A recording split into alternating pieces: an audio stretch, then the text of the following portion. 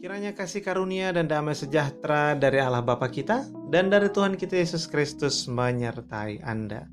Saya Bob Defense, Anda sedang mendengarkan Renungan Pagi, edisi Kamis 1 September 2022. Kita melanjutkan Yosua pasal yang kelima ayat 1 sampai 12. Bercerita tentang setelah Israel mendirikan tugu peringatan di pasal 4 untuk menjadi pengingat bagi generasi selanjutnya, anak cucunya, bahwa Tuhan telah melakukan perbuatan yang dahsyat, mengeringkan sungai Yordan sehingga semua orang Israel dapat menyeberang tanpa berbahaya, bahkan sungainya benar-benar kering untuk diseberangi. Dan pada Yosua 5 ini, Israel mengadakan sunat. Yosua memutuskan dan mengeksekusi keputusannya itu untuk menyunatkan orang-orang Israel. Karena orang Israel yang masuk ke tanah perjanjian yang menyeberang sungai Yordan ini adalah orang Israel yang belum disunat. Karena orang tua mereka itu sudah disunat tetapi sudah mati di padang gurun. Kemudian anak-anaknya yang belum sempat disunat karena perjalanan padang gurun, sehingga Yosua menyunat mereka. Dan sunat seluruh orang Israel laki-laki sehingga membuat Israel itu tidak bisa kemana-mana. Mereka hanya bisa di tenda. Tetapi raja-raja di sekitar itu tidak menyerang mereka. Kenapa? Karena raja-raja di sekitar mereka, orang-orang di sekitar mereka, mereka tawar hatinya ketika mendengar Allah Israel mengeringkan sungai Yordan. Ini Allah yang besar ini berarti ini umat yang terpilih, ini umat yang dahsyat karena Allahnya dahsyat. Mereka takut, tawar hati. Sehingga ketika Israel selesai disunat dan mereka butuh beberapa waktu untuk tidak bisa kemana-mana, berdiam di tenda saja, maka tidak ada yang terjadi. Dan pada waktu Israel disunat, mereka juga merayakan Paskah, karena kemudian 40 tahun Israel tidak lagi merayakan Paskah. Paskah pertama dirayakan ketika Israel keluar dari Mesir, itulah Paskah yang pertama ya. Paskah kan berarti lewat ya, karena malaikat maut lewat saja, tidak masuk ke rumah orang Israel untuk mengambil anak sulungnya. Sehingga itu Paskah pertama, dan Paskah yang Yosua ini adalah Paskah kedua, di mana Israel merayakan Paskah di tanah perjanjian. Merayakan bahwa Tuhan telah membebaskan mereka dari perbudakan Mesir, mengingat perbuatan Tuhan. Jadi memang Tuhan tuh suka kita mengingat perbuatannya di masa lalu dan merayakannya. Itu sebab kenapa Tuhan mengatakan, perbuatlah ini setiap kali kamu memakannya, setiap kali kamu meminumnya, menjadi peringatan akan aku. Kita memperingatkan, atau memperingati tepatnya ya, kita memperingati kematian Tuhan sampai Ia datang. Karena di dalam kematian Tuhan itulah ada pembebasan, ada kemerdekaan dari dosa-dosa. Sama seperti Israel dimerdekakan dari perbudakan Mesir, mereka merayakan Paskah, demikian kita merayakan kematian Tuhan, tubuh dan darah Yesus, untuk kita ini mengingat, sekaligus merayakan, sekaligus bersyukur, karena Tuhan di dalam darah anaknya itu telah membebaskan kita dari perbudakan dosa. Paralelnya ada di situ. Makanya penting kita setiap kali semakin sering semakin baik kita mengingat kematian Tuhan melalui persekutuan kita dengan tubuh dan darah Tuhan. Dan ketika Israel bersunat dan merayakan Paskah, Israel juga pada waktu itulah, setelah 40 tahun mereka makan mana, maka mana itu berhenti. Mana berhenti.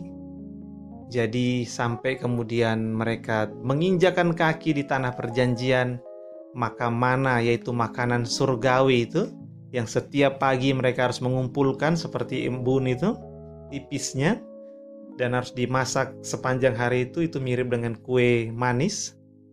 Maka pada waktu itu sudah sampai di tanah perjanjian, mereka tidak lagi makan mana. Kenapa?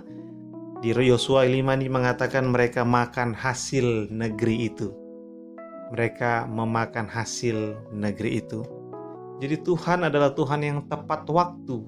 Tuhan adalah Tuhan yang Dia merencanakan sedemikian rupa sehingga ada waktu-waktunya di mana Israel memakan mana, tetapi ada waktu kemudian mana itu berhenti. Ada waktu ketika Israel terus berjalan di padang gurun, tetapi waktunya tiba Israel itu dimerdekakan, kemudian disertai, dan kemudian ditolong untuk masuk ke dalam tanah perjanjian. Dan pada waktu ini Israel mereka bersunat, mereka merayakan Paskah, dan mana berhenti mereka memakan hasil negeri itu. Ini pasal 5 ini pasal perayaan. Kenapa disebut pasal perayaan? Karena sunat itu sendiri itu berarti mereka masuk ke dalam perjanjian. Sama seperti Abraham, ya kan? Sunat ini kan berasal dari Abraham. Abraham itu dia disunat, kemudian Tuhan mengatakan semua orang yang ada di bawahmu, di bawah kekuasaanmu harus disunat sebagai tanda perjanjian, mengikatkan diri mereka kepada Tuhan. Demikian orang Israel mengikatkan diri mereka kepada Tuhan melalui sunat. Tetapi kemudian kita punya perjanjian yang berbeda, sehingga kita tidak lagi disunat secara lahiriah, secara fisik, tetapi Paulus mengatakan kita disunat secara rohani. Penanggalan hati yang lama, kita diberikan hati yang baru. Jadi orang Kristen kenapa tidak disunat? Bukan karena tidak mau masuk ke dalam perjanjian, tapi karena kita punya perjanjian yang berbeda. Kita punya perjanjian yang kedua, di mana di perjanjian yang kedua ini Tuhan mengundang kita untuk disunat secara rohani, di mana penanggalan tubuh yang berdosa, penanggalan hati yang lama, di mana Roh Tuhan membuat kita memiliki hati yang baru. Roh Tuhan membuat kita punya hati nurani yang murni. Dan secara rohani, maka kita dibersihkan dari sifat-sifat daging itu. Sehingga sunat kita bukanlah sunat lahiriah, tetapi sunat rohaniah. Tapi kalau dikatakan apakah orang Kristen tidak bersunat? Jawabannya adalah orang Kristen bersunat secara rohani. Ini pekerjaan Roh Kudus. Itu kenapa kita disebut manusia baru. Israel ketika masuk ke tanah perjanjian, mereka seperti sebuah generasi baru yang masuk ke tanah perjanjian. Sementara kita Kristen ketika kita dilahirkan kembali, kita menjadi manusia baru. Hidup dengan hati yang baru, dengan tujuan yang baru. Kita memiliki sebuah tujuan yang berbeda, hubungan yang berbeda. Paling tidak kita punya hubungan yang baru dengan Tuhan, yang kita punya juga hubungan yang baru dengan dosa. Yang tadinya kita itu mencintai dosa dan membenci Tuhan, sekarang kita punya hubungan yang baru. Kita mencintai Tuhan dan membenci dosa. Sehingga Israel ini ketika dia masuk tanah perjanjian, mereka merayakan kedahsyatan Tuhan, merayakan perbuatan Tuhan, mengingat bahwa Tuhan telah membebaskan mereka dari perbudakan di Mesir. Mereka mengikatkan diri mereka kepada Tuhan melalui sunat, dan mereka menikmati hasil negeri itu. Demikian itu menjadi potret daripada kita sekarang, di mana gereja adalah Israel rohani, di mana kita di dalam Kristus disunat secara lahiriah, kita telah dimerdekakan dari perbudakan dosa, dan kita menikmati segala yang baik yang Tuhan anugerahkan kepada kita, bahkan sampai nanti ketika ada penyelesaian, ketika ada akhir dari keselamatan kita, nanti kita akan menikmati segala yang baik di dalam kerajaan sorga.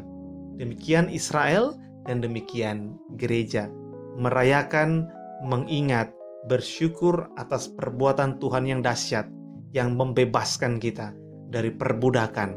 Dulu perbudakan di Mesir, sekarang membebaskan kita dari perbudakan dosa dan menyediakan segala yang baik untuk kita nikmati. Mari kita mengikatkan diri kita pada Tuhan dengan terus berbuat taat kepadanya untuk memuliakan Dia. Amin. Kita berdoa. Terima kasih ya Tuhan untuk firman-Mu. Kami bersyukur kiranya hidup kami semakin kami ikatkan kepada kehendak-Mu, karena di dalam kehendak-Mu lah kami dimerdekakan. Terpujilah Engkau demi Kristus. Amin. Sejahtera dari Allah Bapa kita dan kasih karunia darinya menyertai Anda dan orang-orang yang Anda kasihi.